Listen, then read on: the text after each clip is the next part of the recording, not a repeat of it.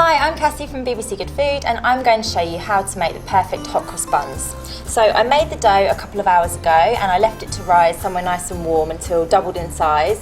Now I've just knocked it back to get rid of all those air bubbles and I'm ready to incorporate the fruit and mixed peel. So I find this easiest to do if you roll the bread dough out and just sprinkle it all over the top.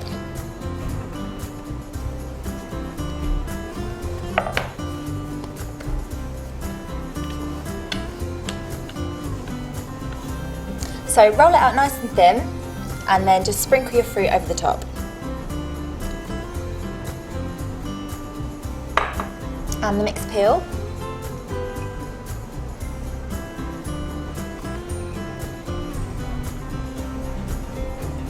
Now just roll the dough up from one of the longer sides.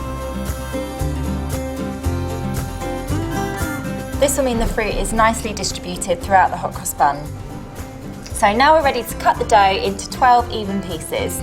To do this, it's a good idea if you weigh the dough and then you can just divide it by 12 and weigh each bun as you cut them.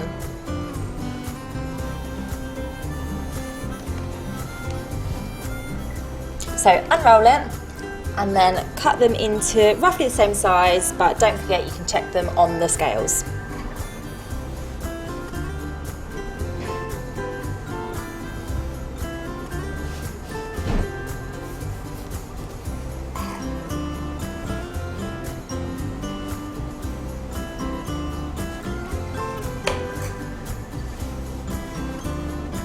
Okay, so now I've got 12 evenly sized pieces of dough. We need to turn these into nice smooth buns. So I want to close any of the cut edges to trap all the fruit inside the bun. So just give it a couple of kneads and start to tuck the dough in on itself underneath and just pinch it together, and this will become the bottom of the bun, so don't worry if it doesn't look too neat at this stage. When you turn it over, you'll have a nice smooth surface on the top. So just pop that on your tray and do the same with the rest of the buns.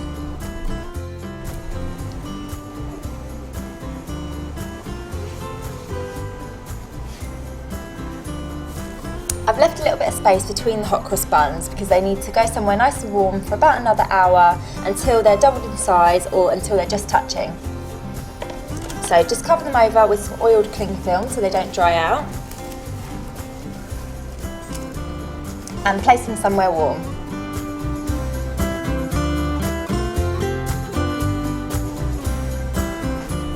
These look great, so they're ready to glaze with some beaten egg. This will just give them a lovely shiny finish.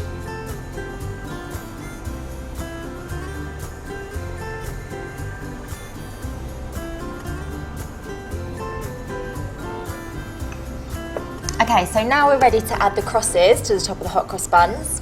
So to do this, I've made a paste with some flour and water, and you want the paste to be quite thick so that it doesn't run off the top of the buns when you pipe it on.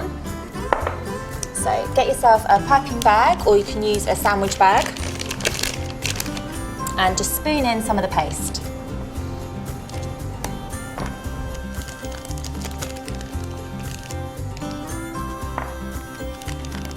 Twist the top of the bag to close.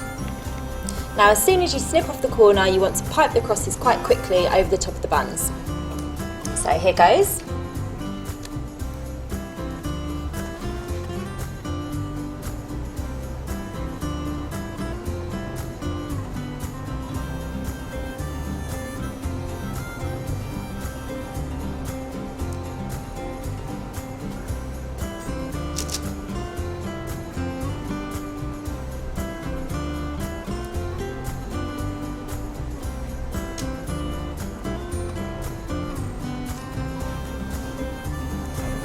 So they're ready for the oven.